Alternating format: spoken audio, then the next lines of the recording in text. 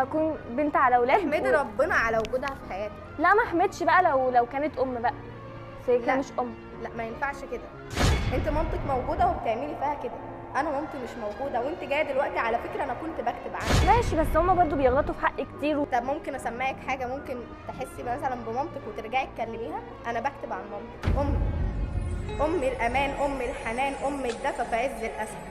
وحشني صوتها ونظرتها، وحشني اشوفها واشوف ضحكتها.